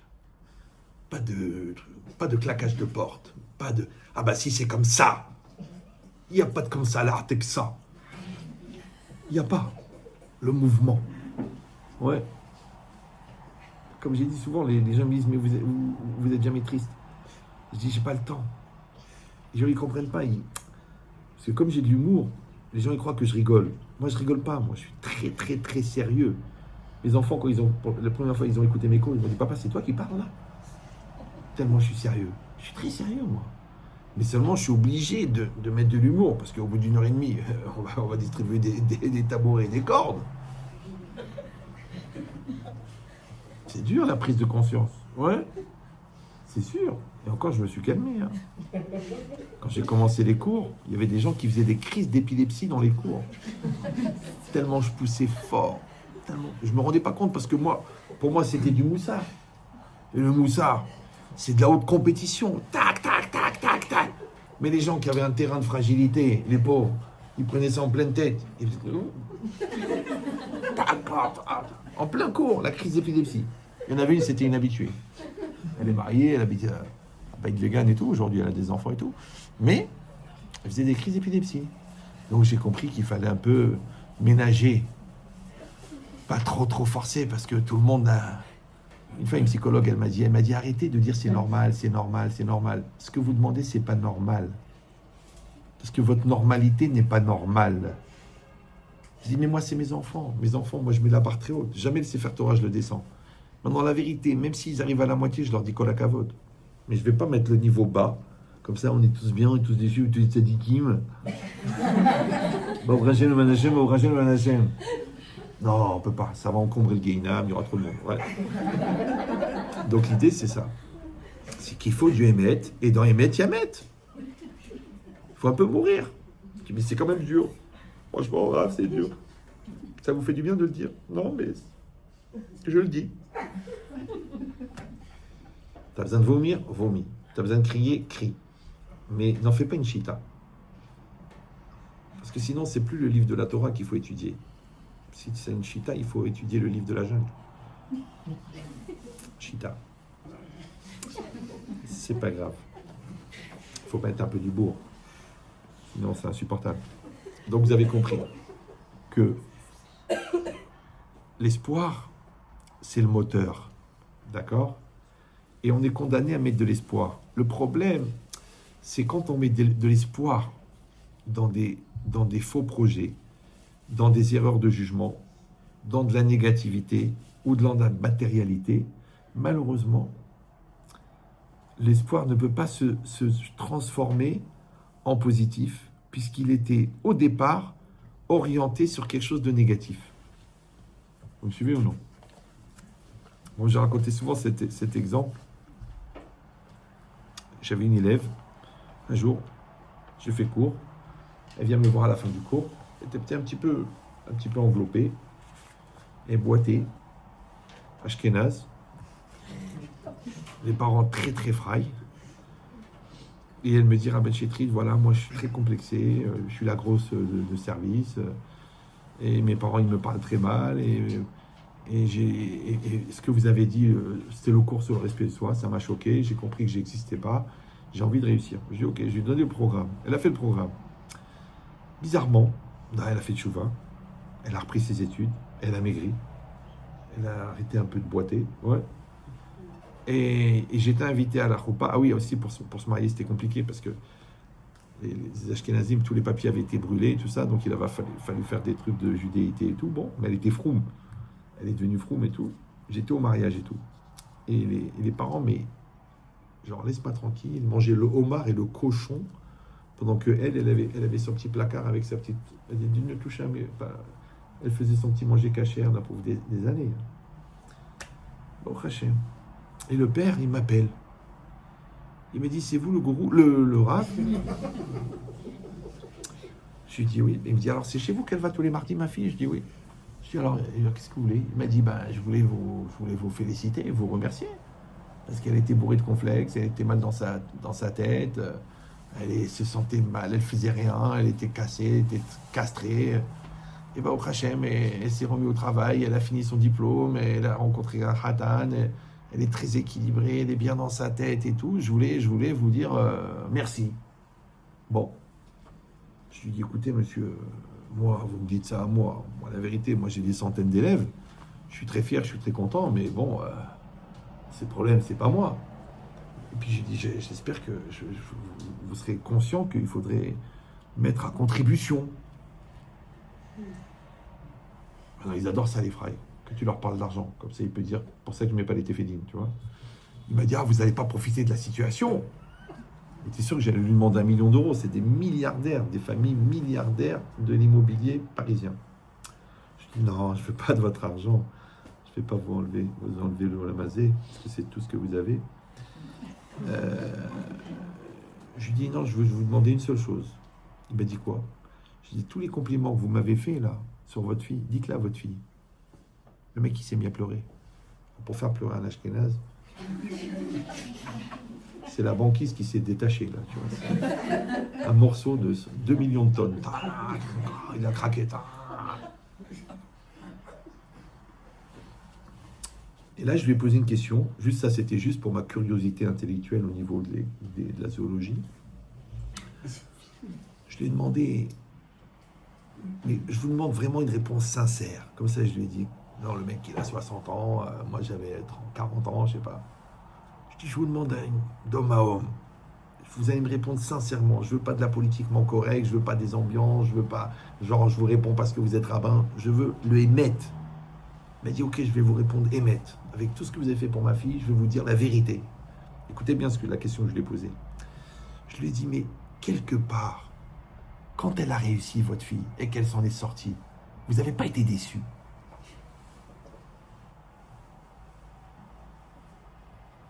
Vous avez compris la question, là? Non? C'est quand tu es convaincu que l'autre, il est nul, et que tu es sûr que ça va se terminer par un échec de vie, et que l'autre, elle réussit. Donc, quelque part, tu es déçu. Il a repleuré encore. Si c'est ça votre problème, vous étiez vaincu depuis le départ. Pire que ça, vous étiez convaincu. Et elle a cassé les pronostics, elle a réussi. L'handicapé, elle a fait le marathon de New York. Le manchot, il est en train de jongler. Avec son nez, je sais pas comment il fait. Bon, ouais. D'accord, oui ou non? Ben c'est ça l'idée. Je lui dis, vous savez pourquoi vous n'avez pas réussi? Parce que vous n'aviez pas d'espoir. Vous savez pourquoi j'ai réussi, moi? Parce que j'y ai cru. Vous avez compris l'idée ou non? Maintenant, moi, je pourrais dire, attends, c'est pas ma fille, viens chez moi, top boza. Il y en a des centaines. Non, tu vois des centaines de personnes, mais quand il vient chez toi, la personne, elle est seule au monde. Ouais. Et tu lui donnes, comme à ton fils, comme à ta fille, mais elle va. Tu sais même pas ce qui va arriver. Il va arriver quelque chose de... Je racontais le gars qui bégayait. Je l'ai pas raconté celui-là? Ça fait longtemps que je suis pas venu ici. Si je fais court, encore une fois, je suis pas Papa Salé, moi, je suis pas le Yénoka non plus. Allez, je vous raconte. Et c'est intéressant. Comment vous pouvez l'utiliser aussi, vous, dans votre vie. J'ai fait un cours. C'était un cours de folie. Même moi, j'ai assisté. Bon. Et puis, une maman qui rentre avec un enfant de 17-18 ans, comme ça. Elle tenait par la main, il était hésitant, comme ça et tout. Et elle me dit, voilà, Rabbi Chetri, mon fils, il était avec moi, on assiste au cours. Bon, il est handicapé, depuis qu'il est né, il bégaye. Il bégaye, mais un bégaiement, mais fort, très fort. Il n'a jamais parlé normalement. Et moi, comme j'ai l'esprit un peu rapide, les gens qui bégayent, je finis les phrases. C'est très dur. C'est un nisayon de malade mental. C'est que moi, je suis déjà parti, je suis rentré chez moi, j'ai déjà fait la douche, le Birkat Amazon, et je dors, et le gars, il n'a pas fini la phrase. Ouais. Bon, c'est une maladie, ça s'appelle Rfif, d'accord? Bon, j'ai dit, je prends sur moi. Je suis fatigué, j'ai fait 2 heures de cours, je suis en sueur. Le mec, il est là. Et il commence à... Elle me dit, voilà, mon fils, il voulait vous dire quelque chose. Je dis, ok. Et il commence à bégayer. Je dis, papa, on est parti pour une semaine. Qu'est-ce que je fais, moi? Je lui dis, arrête de parler. La femme, elle a fait. Je dis, arrête de parler. Je dis, assis-toi, on n'est pas pressé. Voilà, moi je suis là pour toi. Il n'y a rien à faire. Le monde entier, il va disparaître et nous deux, on va rester. Ouais. Je dis, tu t'assois, tu me prends les mains et tu parles pas. Et tu respires, et tu respires. Et tu te détends. Et tu baisses ton rythme cardiaque. Je suis devant le rave. Tu te détends. Et c'est détend. J'ai vu les épaules sont. Et t'es bien. Je dis, maintenant tu vas réfléchir à ce que tu vas me dire, mais tu vas rien me dire. Il a réfléchi. Après, j'ai dit, maintenant tu vas me dire ce que tu veux me dire. Il m'a dit, je voulais vous dire que le cours était magnifique. La mère, elle s'est évanouie. Elle fait comme ça. J'ai dit, oh, j'en ai déjà un, là. Pas les urgences, moi. Mais l'idée, c'est quoi? L'idée, c'est que, en fait, cet enfant, il bégaye pas. C'est juste que le lien entre son cerveau, sa bouche, les liens, ils sont cassés. Et comme il a peur de décevoir, comme il a peur qu'on se moque, comme il a peur... Donc, en fait, il coupe l'information. Mais quand il est détendu et réfléchi, il bégaye pas. Je sais pas si vous comprenez. Après, bon, Hachem, il a fait des apprentissages. Maintenant, il bégaye plus. Ouais. Mais, encore une fois, c'est quoi l'idée? Tu peux dire, eh ben écoute, le mec il bégaye, hein, que je te dise, c'est maladif, c'est nerveux, c'est génétique, j'en sais rien. Moi je dis non, il bégaye pas. Pourquoi il bégaye? Il bégaye pas. T'as compris ou non? Encore une fois, c'est pas un miracle. Ah, on va lui demander des brachot. Non, j'ai pas de Dieu là-bas. D'accord? C'est que tu crois dans l'enfant. Ouais, tu crois en lui, tu crois dans le conjoint, tu crois. Il faut croire. Alors je sais ce que vous allez me dire. Ouais, mais des fois, on est fatigué de croire. Parce que tu crois, et après tu fais une croix. Alors c'est là le problème, c'est de savoir comment est-ce qu'on mesure le temps qu'on doit croire. Pourquoi c'est long le mariage? Parce qu'il faut du temps. Pourquoi c'est long l'éducation? Parce qu'il faut du temps. Pourquoi c'est long la vie? Parce que pour devenir quelqu'un de bien, ça prend du temps. Donc j'ai jamais compris comment les gens, ils se désespèrent. Moi, la vérité, j'ai commencé à réfléchir à l'âge de 13 ans, avec des proverbes. Je prenais des proverbes. Je n'avais pas d'argent, j'allais au marché de la Ligre, pour ceux qui ont connu. J'allais dans les livres à vendre pas cher, là. J'achetais des livres de proverbes. Et dans le métro, en allant à l'école, je réfléchissais. Genre, quand tu vois un géant, regarde si c'est pas l'ombre d'un pygmée. Ne jette pas la pierre à ton voisin si ta maison est en verre. C'est-à-dire, c'est des proverbes que j'ai vus quand j'avais 14 ans. Ouais. Mais j'ai réfléchi dessus. Maintenant, du proverbe à la philo de haut niveau, tu peux y arriver. Mais il faut se casser la tête. Mais le projet, c'était quoi? Le projet, c'était de ne pas être bête. Maintenant, grâce à Dieu, moi, j'étais dans une famille de très haut niveau culturel, puisque mon père et ma mère ne savaient pas lire. Et moi, je lisais 2000 pages par mois, un malade mental. Mais juste sur une ambition, une she'ifa, ouais, de pas être bête. Comme tout à l'heure, un bachot, il m'a appelé, ouais, pourquoi c'est assourd de regarder des films? Je suis pas assourd. Je fais même la Goya, c'est Midi Ramadan. C'est quoi ta question? Ouais. Il m'a dit, mais c'est quoi? J'ai expliqué, c'est une question de she'ifa. T'as une ambition. Tu crois que Rav Ovadia, il regardait des films? Elle me dit, je suis pas Rav Ovadia. D'accord, mais t'es pas non plus le coussin qui est en dessous de ses fesses. C'est-à-dire qu'il faut avoir de l'ambition. Maintenant, quand tu as de l'ambition, les choses dérisoires, tu les vois même pas. Quand tu regardes un paysage de malade sur un coucher de soleil sur le Grand Canyon. Ouais. Tu dis pas, oui, mais il y a une canette de coca jetée. Je t'en fous. Tu vois les choses en grand. Et ben c'est ça l'idée. L'idée que quand on est dans cette dynamique, encore une fois, d'espoir, d'accord? Donc, on peut arriver à des situations très très basses. Et que c'est l'obscurité. Et c'est de l'obscurité qui va venir la lumière. Ouais. Maintenant, il faut accepter d'aller au fond pour que ça remonte. Maintenant, le problème, les gens, c'est qu'ils se servent du fond pour légitimer le fait qu'ils n'y croient plus. Mais en vérité, la croyance, elle commence quand il n'y a plus de solution. Parce qu'avant, c'est pas de la croyance, c'est de la compétence. Tu fais ce que tu as à faire, et c'est tout. Alors, qu'est-ce qu'ils font les gens? Ils crèvent, ils crèvent, ils crèvent, ils crèvent. Ouais, ils mettent de l'essence, ils mettent de l'essence, ils mettent de l'essence, ils mettent de l'essence. Bon, dans le réservoir d'essuie-glace. Et après, ils s'énervent que la voiture ne démarre pas. Tu dis non, c'est faux, je l'ai mis dans le réservoir d'essence. Ok, alors c'est que la voiture, elle a un caractère d'indépendance qui ne veut pas démarrer. Mais a priori, toi, ton travail, c'était de mettre l'essence. Tu as mis l'essence. Ah oui, oui, mais il y a des conséquences aussi. Hein, parce que comme on n'a pas mis l'essence, la voiture, elle n'a pas démarré. On a raté l'école, on a raté la sortie, on a raté le rendez-vous chez le notaire, on a raté le rendez-vous chez le cancérologue. Du coup, la vie, elle est morte. Ouais. Non, toi, tu t'occupes pas des conséquences, tu t'occupes de ce que tu as à faire. Après, les conséquences, elles font partie du scénario. Ben oui, mais c'est dur quand même. Ok, et ça t'aide de dire c'est dur? Mais il faut que ça sorte. Ok, mais il y a des toilettes pour ça. Non, je rigole pas. Hein. En Bretagne, c'est pourquoi on va seul aux toilettes. Vous avez jamais posé la question? Parce que ta tu te la gardes pour toi. Mais c'est vrai, ouais. Moi, j'ai des soucis, j'avais des soucis, enfin, j'ai des soucis, j'ai des choses.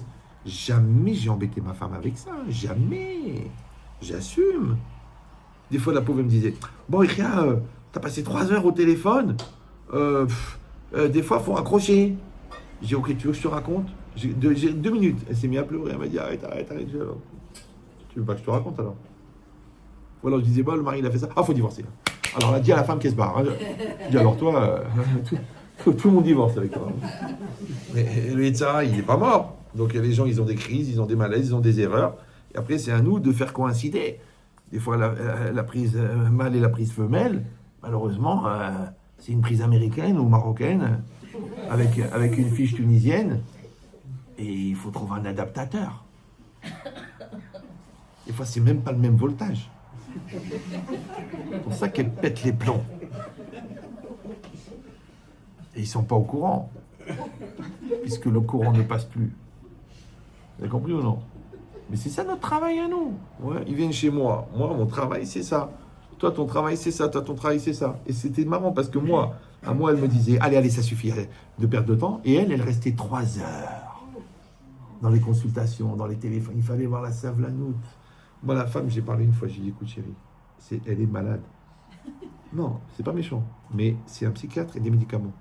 Elle est arrivée à un niveau de répétition, de dimension obsessionnelle de son malaise, que tu ne pourras pas l'aider. Parce qu'elle me dit, rien, j'ai tout recommencé. La semaine d'avant, elle est revenue, on a tout recommencé depuis le départ. J'ai dit, ça ne s'arrêtera jamais, c'est cyclique. Il y a des gens comme ça, oui, ils tournent. C'est comme, vous savez, c'est comme la souris, le hamster à l'intérieur. Il tourne, il ne comprend pas que ça ne s'arrêtera jamais, parce que c'est lui qui fait avancer. Ouais. Et je disais, ne perds pas ton énergie. 3 heures, elle reste en consultation. Je dis, mais tu t'épuises pour rien. Moi, j'ai appris, après quelques dizaines de milliers de consultations, qu'il faut avoir une gestion économique de ton énergie. Parce que tu vas donner toutes tes forces là, après tu n'as plus la force pour ça. Tu donnes, moi 2 heures avant, les enfants, je ne prenais pas le téléphone. Ils me disaient, mais ça a l'air d'un cas grave. Je dis, mes enfants, ils ne sont pas graves. C'est la vie, ça s'appelle les priorités. Je dis, vous appelez avant 4 heures. Ah, j'arrivais pas, j'ai pas le temps. Eh ben, t'as le temps de mourir, t'as le temps. Mais moi, je ne vais pas tuer mes enfants pour toi. Ça s'appelle des priorités. Maintenant, toutes ces règles-là, en vérité, elles nous aident à traverser le torrent de la vie. Vous savez, dans les canyons, là, vous avez déjà vu les gens, ils font du canoë-kayak, là. Ouais. Bah, tu sais, c'est les gorges du Verdon, ça s'appelle. Ouais. C'est une descente comme ça. Le courant, il est de folie. Il y a des falaises des deux côtés, il y a des rochers. Le mec, il a un petit truc en plastique ou je sais pas quoi, en laine de verre. Ça veut dire qu'il peut se prendre une branche, il part dans le coma, il peut prendre un coup sur le côté, il éclate le bateau. Mais c'est ça la vie. La vie, c'est une descente. Ouais. Il y a du courant, d'accord? Et toi, tu dois te traverser pour arriver en bas en bonne santé. Et bien, c'est toute la vie, c'est pareil. Et dans cette logique-là, c'est que, encore une fois, puisque c'est l'espoir qui est le carburant de la réalisation, et que sans espoir, on ne peut pas réussir, et que l'espoir, malheureusement, quand il n'est pas réalisé, il devient un désespoir, et que à la fin, c'est le désespoir qui devient ton carburant, parce que tu as inversé la tendance, puisque la Gemara dit que le Yetzirah s'attaque à deux genres de personnes, celui qui est triste et celui qui est l'hypopanouille. C'est quoi l'hypopanouille? Le lève, c'est le moi intérieur. Quand le moi intérieur il est vide, automatiquement c'est le Satan qui prend la place. Le vide n'existe pas. Et la tristesse, c'est quoi? C'est que puisque la joie, c'est la satisfaction d'être, donc celui qui n'est pas, automatiquement il est triste. Ça va? C'est-à-dire que l'espace de réalisation du Yetzirah, c'est le vide de toi. Donc plus tu es absent, plus tu n'es pas construit, plus tu n'as pas de respect de toi, de confiance en toi, de maîtrise de toi, et c'est cette absence de toi qui crée la présence du Satan. Au point que tu peux même inverser la tendance. C'est-à-dire qu'au lieu que ton moteur, ça soit l'espoir, ton moteur, c'est le désespoir. C'est pour ça que les gens, ils se battent pour entretenir leur dépression, qu'à chaque fois que tu essayes de les remonter, ils disent « Ouais, ça ne marchera jamais, j'ai été trop loin, j'ai subi un truc quand j'avais 6 ans. » Ok, mais tu as 48 ans, on peut passer à autre chose. Ouais. Les gens, non, ils restent bloqués. Pourquoi? Parce qu'ils sont complices de leur souffrance. Comme des fois des couples. Les deux, ils sont en train de s'engueuler comme des brels. Et moi, je me bats. Mais non, mais il y a des enfants, on va réussir, on va faire un programme. Non, ça marche pas, ta. À la fin, j'ai dit, mais mourrez les deux. Mais allez mourir. Les enfants, ils seront orphelins. Moi, peut-être, ils vont tomber sur une bonne famille gentille. Ouais. Mais là, il y a deux fous, là. Elle me dit, je crois que c'est moi qui me bats pour votre couple. Mais elle est crevée. Non, je le dis, mais je le pense. D'accord? Donc, ça veut dire quoi? Ça veut dire que si tu as remplacé le carburant d'espoir par le carburant de désespoir, après, tu as besoin du désespoir. Ouais. C'est pour ça que j'avais dit cette phrase incroyable, pour ceux qui l'ont noté à l'époque, c'est que la seule manière de retrouver l'espoir, c'est de se désespérer de son désespoir. Vous suivez ou non? C'est-à-dire qu'il faut que tu arrêtes de croire au Yush. Il faut que tu arrêtes d'espérer, d'avoir la preuve que tu avais raison de penser mal. Il faut que tu arrêtes de croire que d'entretenir ta négativité, ça va t'amener du bien. Il faut que tu arrêtes de penser que ça te défoule, et puis il faut que ça sorte, Je t'ai dit, pour sortir, il y a des endroits pour ça. Tu vas là-bas, tu sors ta khara, après tu reviens, on parle. Et la douche, c'est pareil. Pourquoi on la prend seule? Bon, je donne le résumé. Tous les endroits où tu te débarrasses de ta crasse, tu n'invites pas les gens que tu aimes. Tu as un problème avec un enfant. Qu'est-ce que tu fais? Tu vas dans la salle de bain, tu fais ah. Tu reviens, tu dis Shlomo, où est-ce qu'on en était? Il te regarde. Tu vas pas me tuer?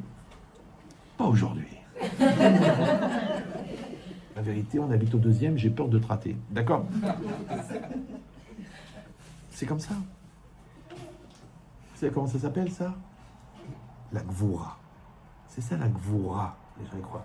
La gvoura, gamer. Ezeu, gamer. Arrête, t'es né avec nous, ça n'a pas de sens. D'accord? Donc, on apprend de Yitzhak Avinu. Yitzhak, c'était la gvoura.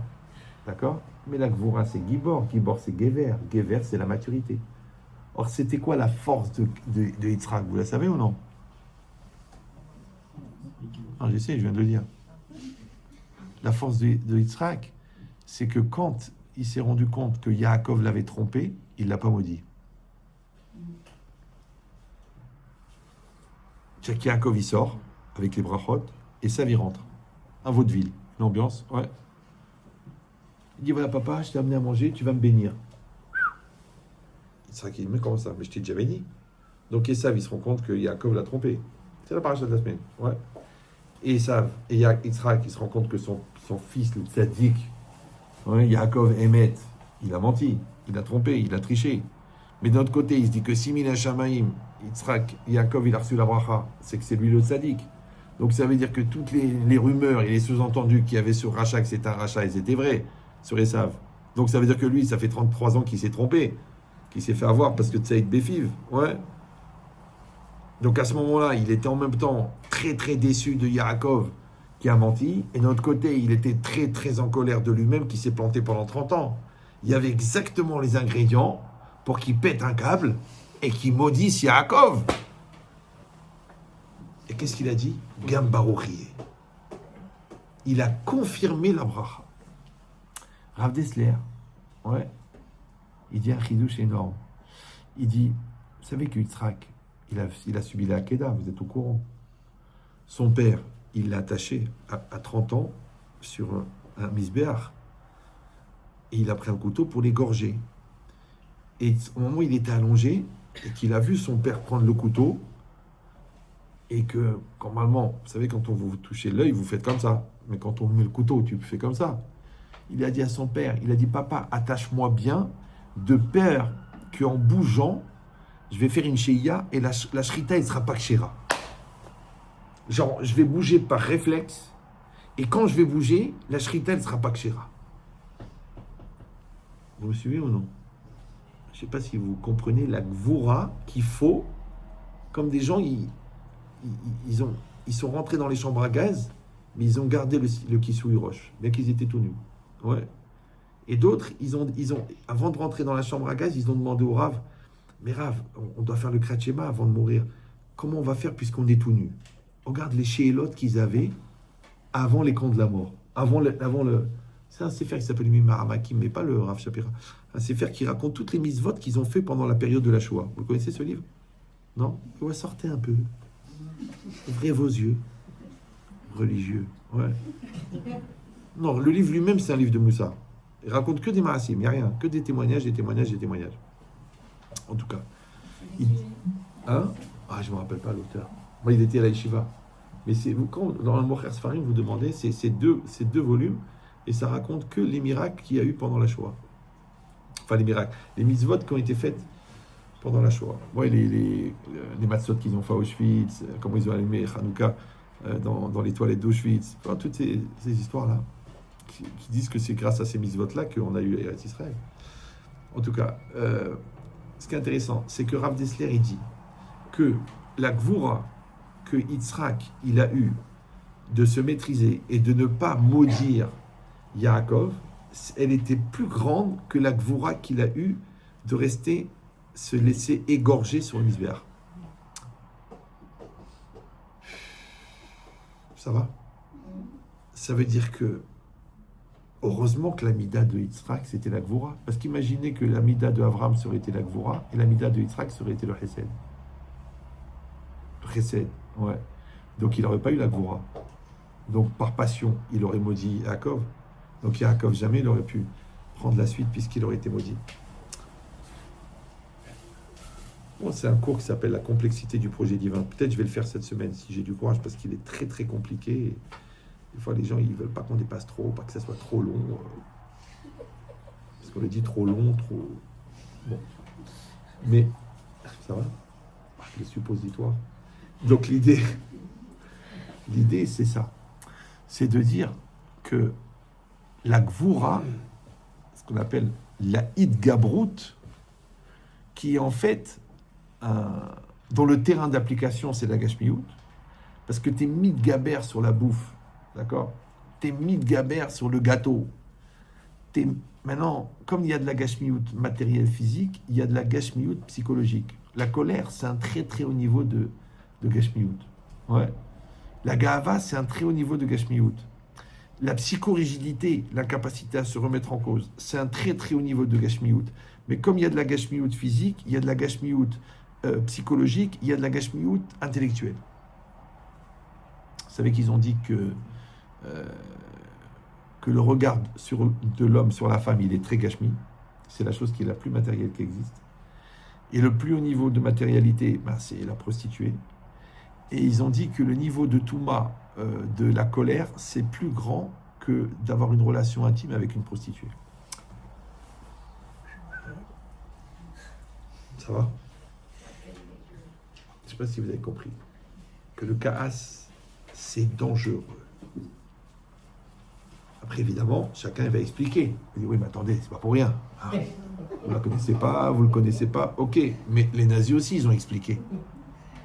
Donc, je rappelle la règle, c'est pas parce que tu as une bonne raison que tu as le droit de le faire. C'est ça la différence entre les enfants et les adultes. C'est quand il y a un problème, les enfants, ils ont des raisons, et les adultes, ils ont des solutions. Donc, on s'en fout de tes raisons. Moi, le gars, il est devant moi. Il me dit, mais je frappe ma femme, mais c'est parce qu'elle me pousse à bout. Je dis, d'abord, le bout est très court. Deuxièmement, il n'y a aucune raison. Je dis, tu sais que c'est moi qui ai dit à ta femme d'appeler la police. C'est moi qui ai dit de porter plainte. Il dit, quoi? Rav, c'est indigne de Moser. Moi, je suis Moser un goy, c'est une misva. Parce que si elle était morte, qu'est-ce qu'on aurait dit? T'as compris l'idée ou non? Donc toute la vie, c'est comme ça. C'est que la personne, elle est tellement pas construite, elle est tellement entre les mains de son Satan, que non seulement qu'elle n'arrive pas à condamner ses erreurs, mais en plus qu'elle arrive à les légitimer. Alors qu'est-ce qu'il fait le Satan? Au moment de l'erreur, il légitimise et après il s'excuse. On dit en français, il a retrouvé ses esprits. Au fond du grenier, dans une caisse, à force de fouiller, il a trouvé. Il a retrouvé ses esprits. C'était parti. On dit en français, j'ai perdu l'esprit. Je m'excuse, j'ai perdu l'esprit. Alors écoute-moi bien. La perte de l'esprit s'appelle les Siardat. La Avera, elle s'appelle les Siardat. Le Yetzara, il s'appelle les Siardat. Un juif n'a pas le droit de perdre l'esprit. Un goy, c'est presque une misva. Ouais. Mais un juif, c'est assaut.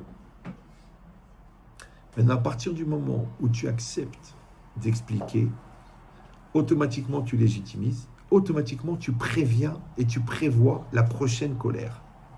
Tu prévois la prochaine avéra. Vous me suivez ou non? Tu peux même prévoir avant de fauter. Ça s'appelle RTV Chouv. T'as compris ou non? Mais tu dis non, c'est impossible. Nous, fiancés avec ma femme, on avait dit il n'y aura jamais de gros mots. Jamais. Il n'y aura jamais de nerfs, il n'y aura jamais de colère, il n'y aura jamais de silence. Et si on est très très énervé, on fixe un rendez-vous pour parler, on écrit sur un papier d'explication, on s'écrit une lettre, mais jamais on coupe le contact. On était jeunes. Moi j'avais 24 ans et elle avait 20 ans. Mais on avait fixé des principes très très importants qui nous ont sauvés. Parce qu'on a eu des tempêtes, il y a eu des pertes d'enfants, il y a eu des fausses couches, il y a eu des spoliations, il y a eu des nerfs, il y a eu des stress, il y a eu des systèmes scolaires, d'une incompétence professionnelle. Il faut voir le niveau d'incompétence des gens qui sont nommés pour être pédagogues. Tu peux écrire un bouquin des erreurs. Ouais. Le bêtisier de la pédagogie. Mais bon, ils sont nommés, ils sont payés en plus.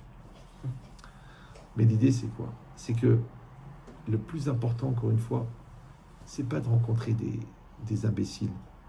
Le problème, c'est de sortir vivant et uni. C'est comme ça. C'est quand tu as une enfant qui divorce, tu peux te rendre cinglé, ou tu peux dire, bon, Xéra. C'est une Xéra. J'avais raconté ça. Quand une des filles, bon, Hachem, elle est remariée, elle a des enfants. Au bout d'un mois et demi, elle a divorcé. C'est dur. Une fille qui a toujours été de sa déquête, qui n'a jamais rien fait de sa vie, une échama extraordinaire.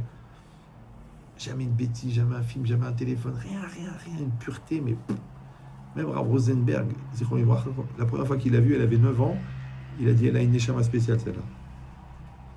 Bon, elle a rencontré quelqu'un, elle a divorcé. Bon, alors on était au Maroc pour faire le guet, ouais, ça allait plus vite puisqu'ils étaient de là-bas. Moi, la vérité, j'ai pas pu me retenir. J'ai été voir le Rav Edelman. T'es du Maroc, toi, non? Tu l'as connu, Rav Edelman? Hein? Un tzaddik, un chabad, mais Talmid Chacham, Dayan, un tueur. J'ai été le voir. Parce qu'il fallait que ça sorte. C'est dangereux, ça fait du pu et tout à l'intérieur. Je lui dis, Rav, Makara. Je ne vais pas faire une dépression, mais je pose la question, et tu vas me donner une réponse ou non. Regardez la réponse du Chacham. Il m'a dit, je lui dis, cette fille, elle n'a jamais rien fait de sa vie, elle s'est mariée et elle divorce. Qu'est-ce qui s'est passé? Qu'est-ce qu'il me répond? Il me répond, Shamatal Mashekar Abe Marrakech. T'as entendu ce qui s'est passé à Marrakech? Effectivement, un mois avant, il y avait eu un attentat, il y a 2 juifs qui ont été tués. Il m'a dit, c'était des élèves à moi, ils ont fait la scolarité avec moi. Ils sont mariés, ils sont partis vivre au Canada, ils sont venus pour une semaine, genre voyage de vacances. Ils arrivent à Marrakech, attentat, ils meurent. Alors il m'a dit comme ça, Shamartan Mashekar Abe Marrakech. J'ai dit, Ken. Il m'a dit, Zegzera. C'est une Xera. J'ai dit, Ken. Il m'a dit, Mashekar les bat, Zegzera. C'est une Xera. Vous avez compris ou non? Et bien bizarrement, ouais, ça m'a apaisé. Et quand j'ai raconté ça à Rav, il m'a dit, Zetchouva shel Chacham. C'est ça une réponse de Chacham. Parce qu'un autre, il va te dire, écoute, c'est pour sa gueule. L'autre, il va te dire, elle a dû faire des erreurs. L'autre, il va te dire, peut-être on ne leur a pas donné la chance. Il a dit, non, c'est une Xéra. C'est pas grave, c'est une Xéra. L'autre, il a perdu la main, l'autre, il a perdu un œil, l'autre, c'est une Xéra. Tu peux t'énerver, hein, mais c'est une Xéra. Maintenant, le problème de la Xéra, c'est comme une plaie. Quand tu la refuses, elle ne cicatrise pas. Bon, il redouble. Bon, ok. Bon, son frère, c'est un génie, et lui, il est lent. Eh ben, c'est comme ça. C'est comme ça, ouais. Et l'autre, elle est hyper kavana et prière et tout. Et l'autre, elle est coquette toute la journée, maquillage, khalababad. C'est comme ça. Tu vois, mais c'est pas normal. Non, ce qui est pas normal, c'est que tu compares. Tu dois les aimer pareil. Ben, c'est pas évident. Ok, c'est pas évident. Et à quoi ça sert de dire que c'est pas évident?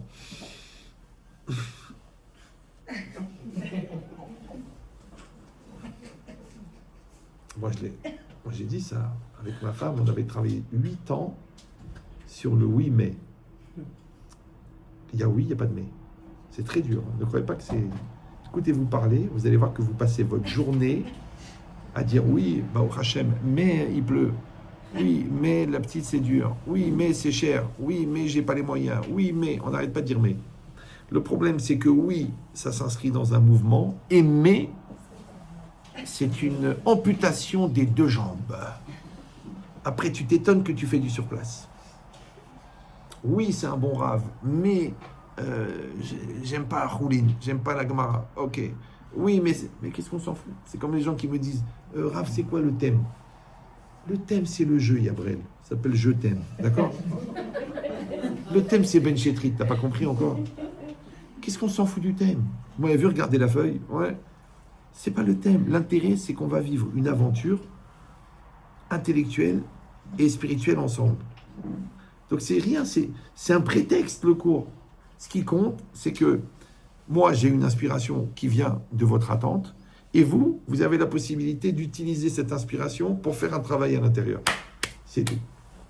Maintenant, je pourrais faire le même cours pendant 10 ans, tous les jours. Ouais, si tu as compris à quoi ça sert, tu aurais compris.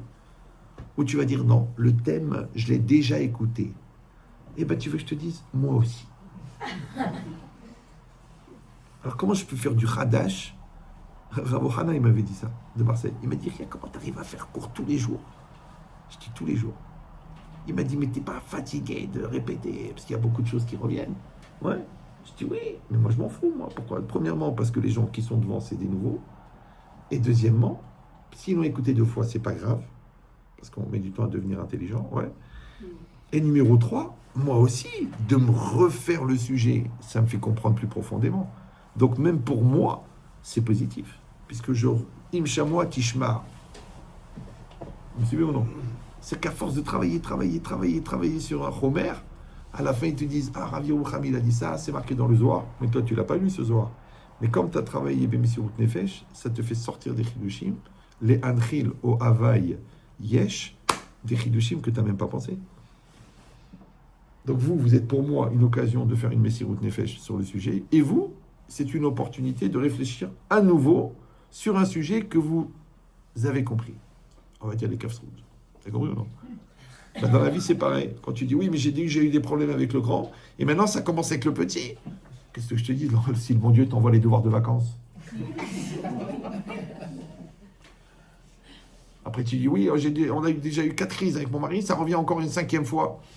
Pourquoi tu crois que le mariage est long? C'est la vie, c'est comme ça. C'est ma femme, Blainara, elle a plus que 18 grossesses. Elle a pris 30 kilos par grossesse. C'est la volonté qu'il faut pour reperdre 30 kilos. À un moment, elle est arrivée à 110 kilos. Tu la vois comme ça. Ouais. Elle a maigri. Tu crois que c'est dur de maigrir? Ceux qui le font, ils savent. C'est très très dur.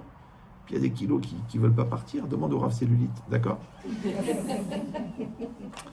Mais moi, c'est pas qu'elle a maigri. C'est la volonté qui m'a impressionné. Parce que moi, Blainara, j'ai une grossesse à long terme. La vérité, je vais accoucher d'un retraité. D'accord? J'arrive pas. Bon, mon père, il avait le même ventre que moi. Mon fils, il a le même ventre. Bon, c'est génétique. Mais on se cache parce que normalement, je devrais être coca off alors que je suis cocaïne. C'est pas bon. Ouais. Mais l'idée, c'est quoi? En bataille, c'est pas shoot. C'est que chacun d'entre nous, il va passer par des situations. Mais c'est inscrit dans les Imaot. Donc c'est inscrit dans les Avot. Donc c'est inscrit dans Maaseh Avot Siman Labanim. C'est inscrit, ouais. Donc je relis le Rabbi Tzadok puisque c'est la seule référence à laquelle vous avez eu droit. Be'emet. Donc pourquoi est-ce que les Imaot, elles ont eu tellement de mal à avoir des enfants? Mais et Hashem Haïtazot, c'est venu de Dieu. Sheye Binyan Uma, que la construction du peuple, puisque la base du peuple juif, c'est Avraham, Yitzhak et Yaakov, et les Imaot, ouais. Davka, ouais. Acharayush Agamour. Après, le désespoir total. Shelo et Emin Shou Madame chez Ve'afilou Sarah, chez Tipaked Rod. D'accord? C'est-à-dire que même elle n'y croyait plus. Personne n'y croyait plus. Parce qu'un couple de 90 et de 100 ans, ça y est, c'est bon, tu ne penses pas à la grossesse. Ça n'a pas de sens. Il dit Kizé Koladam à Israéli. Parce que c'est ça l'homme juif. Les Ha'amin de croire. She'en Leitia Eshklal. Qu'il ne faut pas du tout faire Iouch. Dele Olam Hashem Idbarach Yachol La'azor. Parce que toujours Hashem, il peut aider. Ve'aipale mi Hashem davar. Est-ce que là, il y a une chose qui est impossible à Dieu? Il dit Ve'en l'arkor. C'est pas la peine de commencer à faire des chakirot et des réflexions et des analyses. Bechakirot. Lama asa Hashem kacha. Pourquoi est-ce qu'Hashem il a fait ça? Mais attention. Ce qui est marqué ici, c'est ce que chacun doit penser par rapport à lui, par rapport à ses xérotes à lui. Mais tu peux pas engager, écoutez bien, l'autre dans tes xérotes à toi. Vous me suivez ou non? C'est pour ça qu'on dit que Yaakov Avinu, il s'appelle Ishtam Yoshev Alim.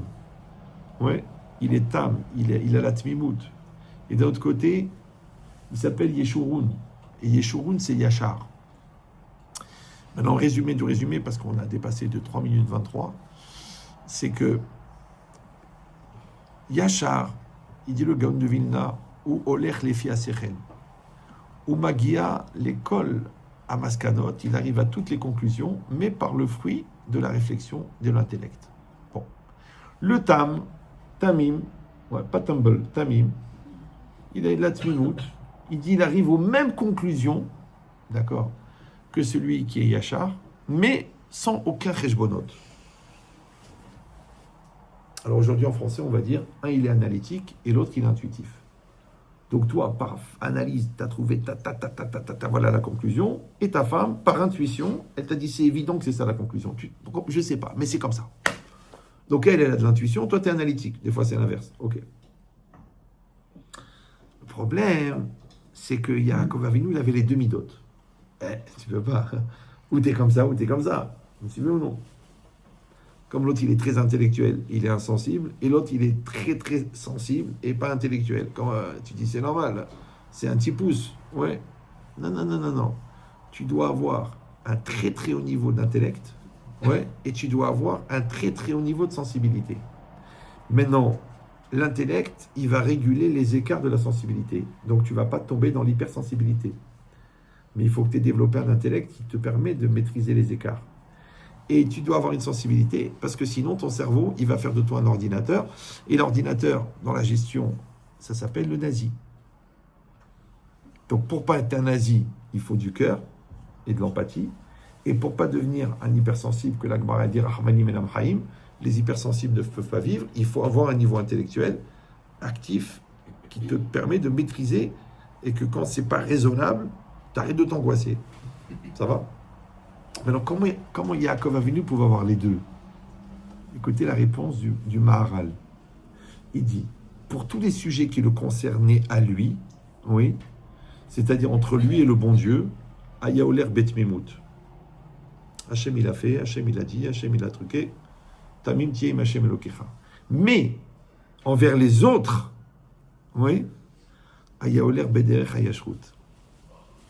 C'est quand quelqu'un il demande de l'aider, tu lui dis pas Hachem Yazor, tu lui donnes 200 euros. T'as compris ou non? Quand quelqu'un te dit quand est-ce que tu vas me prendre de l'argent, tu lui dis pas est-ce que je suis prophète. Tu donnes des chèques, tu travailles pour lui, ouais. Quand on te dit écoute, t'as promis que tu viens à l'heure, tu dis pas c'est pas de ma faute, t'es venu en retard. Oui, mais il y avait du monde, alors il fallait partir avant. Donc avec l'autre, tu es obligé d'aller selon la Yashrut. Mais avec toi-même et avec Hachem, ouais, tu es obligé d'aller selon la Tmimut. De la même manière, dans toutes les situations où tu peux réfléchir, où tu peux comprendre, où tu peux améliorer la Ishtadlut, tu dois aller selon le Sechel. Mais pour toutes les situations que tu ne peux pas maîtriser, soit parce que ça dépasse tes compétences, soit parce que c'est pas entre tes mains, soit c'est parce que c'est entre les mains de quelqu'un d'autre, tu dois aller Betmimut. Ça douche. Ça valait 2 minutes de plus, non? Oui, non? Voilà. Bon, moi j'arrête là parce qu'après je vais me faire insulter. Donc, maintenant je vais dire... Je vais redemander Amen, mais là, vous allez le faire avec un cours d'1h30 dans la tête. Donc, ça va être beaucoup plus riche. Attendez, je vais arrêter parce que...